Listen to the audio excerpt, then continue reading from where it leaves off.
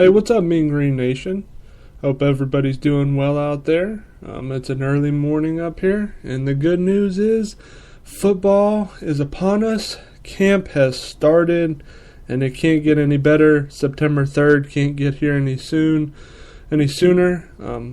I'm excited. I know you guys are excited. We actually have some things to report on, some things to break down. We're going to get to see some scrimmages. We have open practices, which is great for the fans because we can actually see how the team is progressing, how they've, set themselves up from spring to come into fall. The new arrivals are on campus, and we have a lot of new arrivals, and we're going to get into that this morning. So I know a lot of you guys out there were really waiting for that roster update, as you're sitting there, F7 on your keyboard on UNT's roster website page, just waiting to see, who were some of the names that weren't reported out there. Did the JUCOs, did they make it? Some JUCOs didn't get cleared yet. Some guys are on campus, and they're going to start practicing soon, so that's good news. I think the biggest news was, we don't have William Johnson, linebacker extraordinaire. We don't have Cody Hayes, the offensive lineman, which really hurts because our offensive line we need the help. We need all the help we can get in that position because we had some guys leave. And, when you're transitioning to the offense that we are, you want to have a really good offensive line. Really helps make that offense go. It's kind of, doesn't get talked about enough. So not having Cody Hayes hurts the most. Not having William Johnson, your best overall rated recruit, show up, that hurts. Again, there's a couple JUCO guys, as Brett Vito mentioned, who were at practice yesterday that they didn't practice, but they're there. You have DB Eric Jenkins that's going to be cleared any day now. Safety D. Bachman will be cleared. A big one, defensive end, Ravion Houston. He's going to be cleared to play. That's a huge one. That's a position of need. We need help on the defensive line. Wide receiver Quentin Jackson.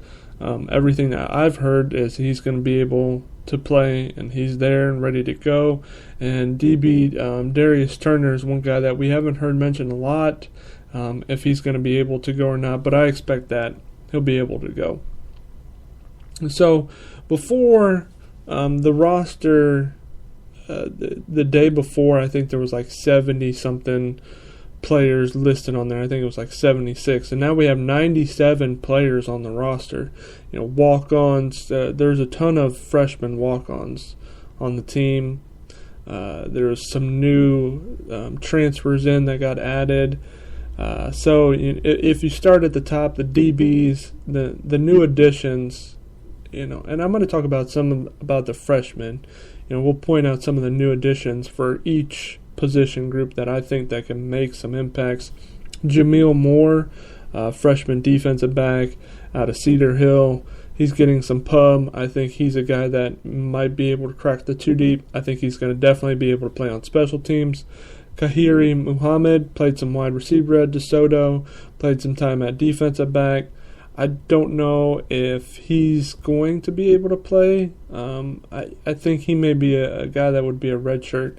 There's three other guys. Namdi, he's a junior transfer from Austin College. Don't know much about him. Kawhi Hill, Dakota Michaels. So those two guys, those three guys are other guys that were added to the DBs. But really, I think Jameel Moore is a name to watch there in camp. Going down the line, when you get into the defensive ends, Joshua Wheeler, not really a defensive end. They're playing him at outside linebacker. He was with the first group yesterday. That's a guy that I think he's going to start. He had a big spring. I think it's transitioning. We'll probably see it transition over to the fall, so I think he's a name to watch. Jojo Asuwa, A-Leaf Taylor, don't know much about him. I think he's one of those freshman walk-ons. Terrence Johnson, he's the brother of Tillman Johnson. He was here last year and then left. I wouldn't expect too much. Joshua Wheeler is the name to keep your eye on out of that group. Defensive tackles, only really new addition, Bryce English. We knew we had him from last year. Brett Vito reported that he won't. His waiver was denied. They're seeking approval or seeking an appeal. It doesn't look like that's going to happen probably, which is a shame because we need all the help we can get on the defensive line.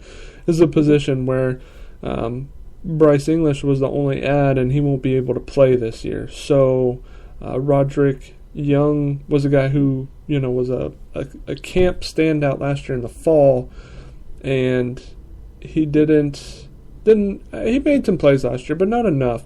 So getting him, he's listed as a starter this year. He played with the ones yesterday. So he really needs to step up. TJ needs to step up.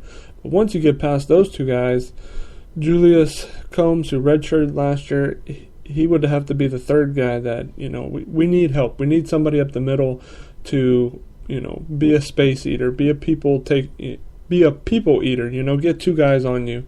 And really out of that group, Roderick Young and TJ are the only ones that I see that can make an impact this year.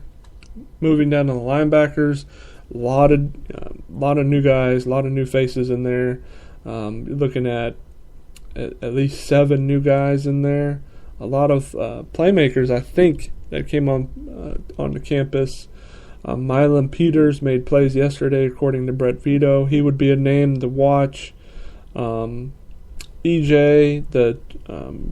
the junior college guy from North Dakota State College of Sciences, he would be a name to watch. Ladarius Hamilton was a pretty highly rated recruit. He would be another name to watch out of that. The rest of the guys, I think they're just kind of walk-ons. The Braylon Schwartz transfer from Stephen F. Austin may be a name, but really out of this group, I would focus on Peters and Hamilton. Those are 2 guys that I think are going to make an impact this fall. Moving down the list, you got the offensive line. Here's an area where, we talked already about Cody Hayes and how this group really needs help, needs guys that have come in to step up. TJ Henson, Trinity Valley Community College, also a Texas Tech transfer. He's a guy that's going to be a starter. Trey Keenan was a guy from Texas Tech. He's going to be a starter.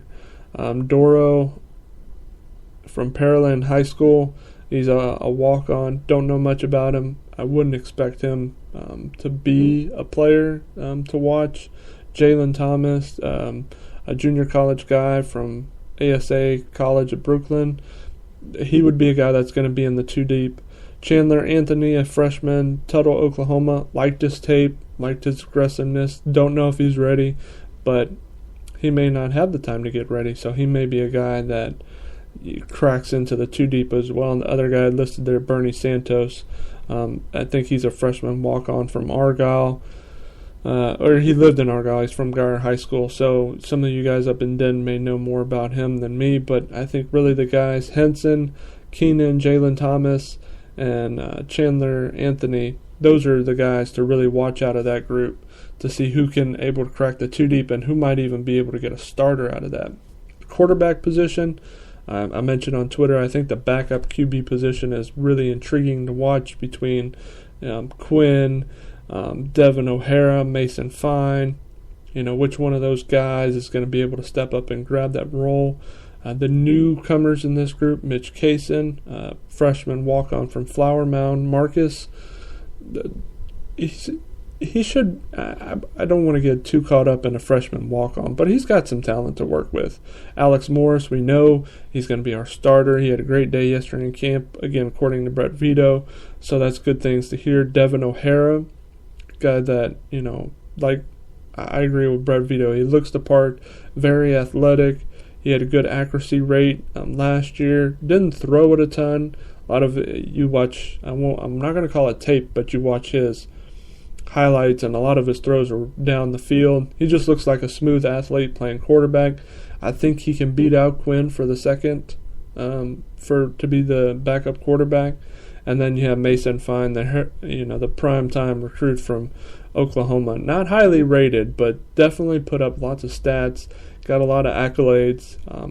Probably in for a redshirt year, but it's going to be interesting to see his progress as we go through camp and where he fits in. Caleb Chumley was a quarterback. They moved him to wide receiver. It'd be interesting to see how he fits in and what type of role he can get out of that group. Not really a newcomer, but still newsworthy. You look at the running back position, Nick Smith. We talked about him a little bit on the previous breakdown. He's a guy that I like coming out of Arlington Martin. I think him and Anthony Weich, those are two guys that are going to battle for touches behind Ivory and Wilson. Ivory and Wilson are the standouts. So then you have Trevor Morrell, and I think there's another kid from Highland Park that is a running back. He's not listed on the roster yet, but definitely Weich and Smith, two newcomers to watch there, two dynamic guys with the ball in their hands that I think can make plays for North Texas this year. And finally getting down to the wide receiver group, we talked a bunch about this on the last If It Was Time to Panic. Isn't really any new names that we haven't talked about. There's a bunch of walk-on guys. I think the guys really to watch are the freshmen, Harold Griffin, Busey, Tyler Wilson, even Jason Pirtle to see what he's able to do. Those are the guys to watch. And then there's another guy here from Kilgore College, Garrett Barton. Don't know much about him. Haven't had time to look him up. Still think a name to keep, somebody to keep your watchful eye on, because I think with this whole wide receiver group, there's so many guys listed in there. And even watching Caleb Chumley, how he makes the transition. There's going to be so much, already the rotations of the wide receivers and so many guys having a chance to make plays out there. It's going to be interesting to see who steps out of this group to be in that too deep come time for SMU. And so that was just a quick rundown of some of the new roster additions. I think by the time everything is said and done, you'll have 52 new names on the roster from last year when you add in the the 5 guys that we mentioned at the beginning, the junior college guys who haven't been cleared yet.